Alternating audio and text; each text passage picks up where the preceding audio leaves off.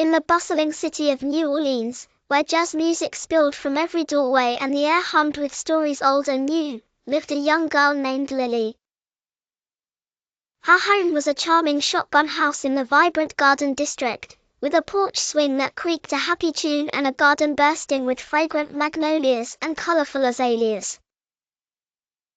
Lily had a gift for drawing. Her sketchbooks were filled with whimsical street scenes, soulful musicians, and the intricate ironwork that adorned the old buildings. She loved to capture the essence of New Orleans with her pencils and charcoal. But in a city overflowing with grand parades, dazzling musicians, and lively dancers, Lily often felt like a faint whisper amidst a brass band. She watched her older brother, Marcus, already a talented trumpet player, effortlessly improvise melodies that made people tap their feet and clap their hands. Oh, to create something so lively and joyful, something that makes everyone feel happy. Lily would sigh, wishing her quiet drawings felt as impactful. Her best friend, Chloe, was a fantastic storyteller, spinning tales of voodoo queens and riverboat adventures that captivated everyone at the neighborhood gatherings.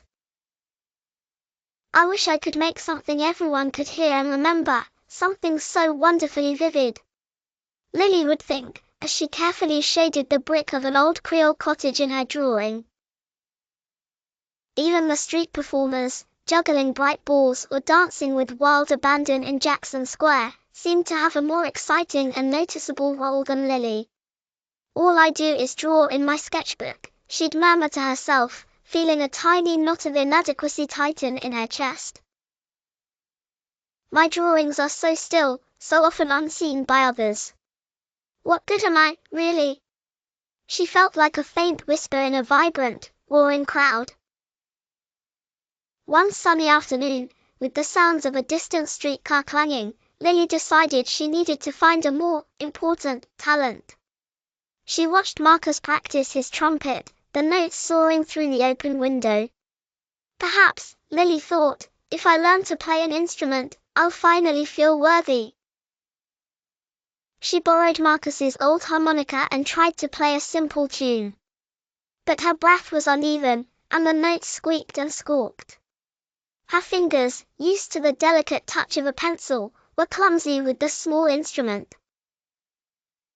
The sound was anything but musical. She felt a blush creep up her cheeks, feeling even more awkward and useless.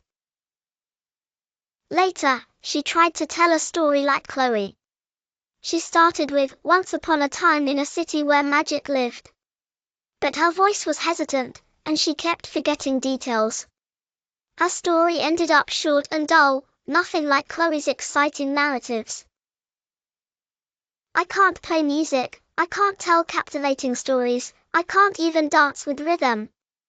Lily wailed, a tear tracing a path down her cheek.